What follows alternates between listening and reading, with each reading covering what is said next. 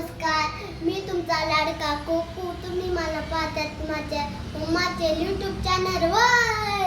मी आजचा ब्लॉग नाही करू शकत कारण की माझ्या इकडं नाकावर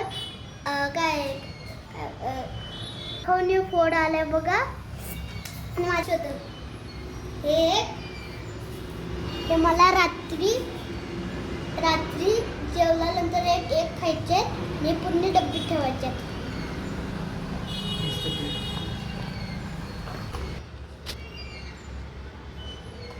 आणि मला रोज 2 ml खायचे.